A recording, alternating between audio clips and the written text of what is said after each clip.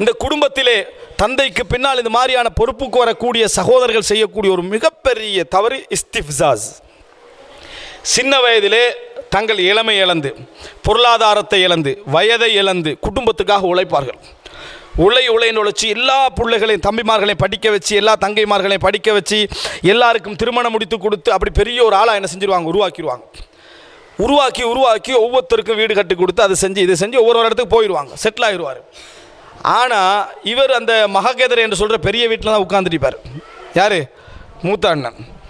எல்லாம் முடிஞ்சு எல்லாரும் செட்டில் ஆகிட்டாங்கன்னு விளங்கின பிறகு இவருக்கு ஒரு ஷைத்தானியத்து வரும். இது சில குடும்பங்களில் நடக்குது. என்ன? மெயினான சொத்தை கவர் பண்ணிடணும். மனைவியின் மூலம் கூட இது ஏற்படலாம், அவராலும் ஏற்படலாம், மனைவியின் மூலம் கூட என்ன செய்ய ஏற்படலாம். அல்லது குழந்தைகள் நிறைஞ்சிட்டு போனதுனால குழந்தைகளை வளர்க்கணும், என்ன செய்கிறது, எல்லாரும் நான் செட்டில் பண்ணிட்டேன், எனவே வாப்பட சொத்து எனக்கு தான், அல்லது வாப்பட சொத்தில் முக்காவாசி என்ன எனக்கு தான், அல்லது இந்த பெரிய வீடு என்ன எனக்கு தான் என்று உரிமை கோரி அவ்வளவு காலம் செஞ்ச எல்லா நன்மையும் குழி தோண்டி புதைக்கிறத நம்ம என்ன செய்கிறோம், பார்க்குறோம். அவ்வளோ சொத்து ரீதியாக உனக்கு எவ்வளோ வரணும்? ஒரு பெண்ணுக்கு கிடைப்பதில் 2 மடங்கு உனக்கு வரணும். ஒரு சகோதரன் அது உன்னை தம்பிக்கு அப்படி தான் வரும், தம்பியோட தம்பிக்கு அப்படி தான் வரும். நீ பிறந்து 25 வயதாகிற நேரத்தில் இருந்த கை குழந்தையான தம்பிக்கு என்ன செய்யும், அதான் வரும்.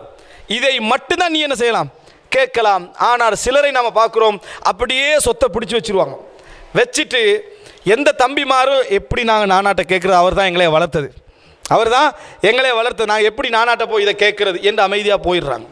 இது நிச்சயமாக நீங்கள் செஞ்ச எல்லா மஅரூஃப்களையும் எல்லா நலவுகளையும் குழி தோண்டி புதைக்கிறதுக்கு சமம்.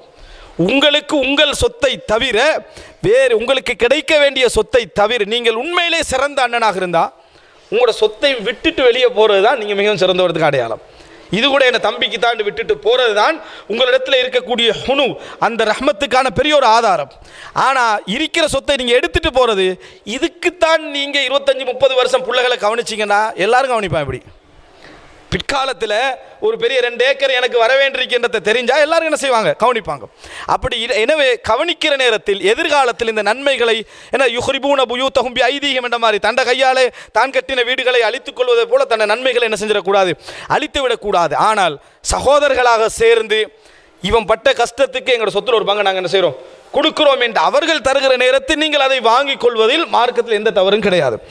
ஆனால் நீங்களாக திட்டம் போடுவதோ அல்லது தவறான மனைவிமார்கள் அமைந்து அவர்களது திட்டத்திற்குள் நீங்கள் அகப்படுவதோ நீங்கள் செய்த எல்லா நன்மையும் என்ன செய்துவிடும், பாழாக்கிவிடும் என்பதை புரிந்து கொள்ள வேண்டும். இந்த இடத்தில் தான் தந்தைக்கும் தாய்க்கும் அதை அவர்கள் பெற்ற பிள்ளைக்கும் டிஃபரெண்ட் வருது.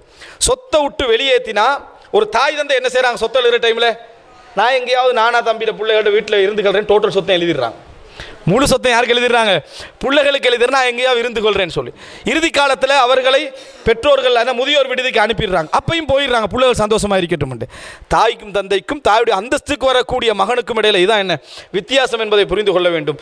இப்படி சில குடும்பங்களிலே நடந்து அண்ணன் செஞ்ச எல்லா மரியாதையும் போயிடும். பிள்ளை அவர் உருவாக்கியிருப்பார், தம்பியை ஒரு இன்ஜினியராக ஒரு டாக்டராக உருவாக்கியிருப்பார், நான் தான் உருவாக்கினேன், இன்றைக்கு என்னையே கணக்கெடுக்கிறான் இல்லை என்று அவனுக்கு செய்த எல்லா அருளையும் ஒரு கேவலமான முறையில் வெளியே சொல்லி காட்டக்கூடிய கெட்ட குணங்களை நாம் என்ன செய்கிறோம், பார்க்கிறோம். நீ உருவாக்குறது சிறப்பே கிடையாது, சமூக ரீதியான ஒரு கடமை, அது சமூக ரீதியான ஒரு கடமை என்கின்ற உணர்வுக்கு வர வேண்டும். வாப்பா ஒரு பிள்ளை உருவாக்கி நான் தான் இந்த பிள்ளைக்கு சோறு கொடுத்தேன்னு சொன்னால் எப்படி வெட்கமோ அது போன்ற ஒரு வெட்கம் தான் ஒரு அண்ணன் ஒரு தம்பிமார்களையும் தங்கைமார்களையும் உருவாக்கிவிட்டு நான் தான் இவர்களை வளர்த்தேன் என்று பெருமை பேசுவது அதே போன்ற ஒரு வெட்கம் என்பதையும் என்ன செய்ய வேண்டும், உணர வேண்டும்.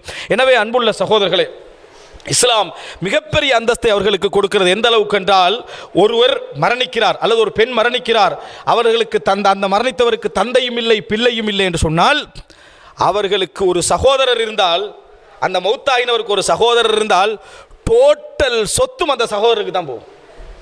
இந்த அந்தஸ்து இஸ்லாம். தந்தையும் இல்லை மௌத்தாயினவருக்கு பிள்ளையும் இல்லை என்றால் டோட்டல் சொத்தும் யாருக்கு போகுது, அந்த சகோதரருக்கு தான் போகுது என்று பார்க்கிறோம்.